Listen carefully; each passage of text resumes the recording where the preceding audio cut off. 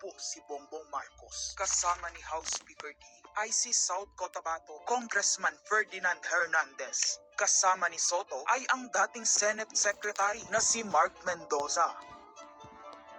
Konas ang gusto nilang mode ng charter change. Muling isinusulong sa Kamara ang charter change o pag-amyenda sa konstitusyon sa pamamagitan ng Constitutional Convention. Is something big brewing inside the government to claims of a possible no-election scenario?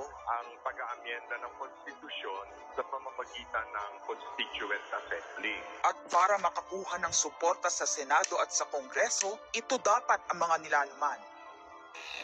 Dapat ma-extend ang termino ng mga senador at congressmen na mawawala na sa pwesto by 2028.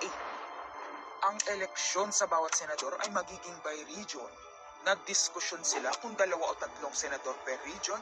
Kinumpute nila kung mayroong 18 regions, nasa 36 o 54 ang magiging senador. Lumutang din ang usapang para hindi makaporma si Inday Sara sa 2028, gawing 50 years old ang edad ng pwedeng tumakbo. Pero nagpanukala rin si Soto na pwedeng gawing 35 years old para kay Vico Soto.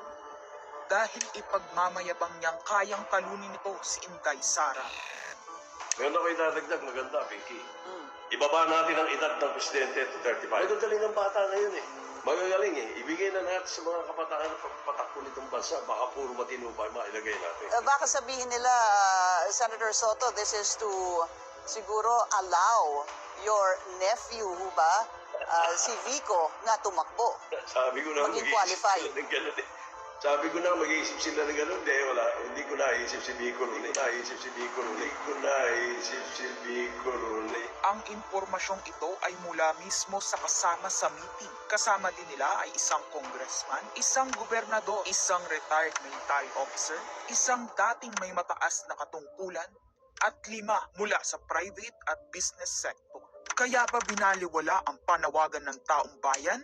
Kaya ba binaliwala ang paalala ng Iglesia ni Cristo? Hindi po nagbabago ang bilin ng Iglesia ni Cristo, Nason, na ang Iglesia ni Cristo po ay tutol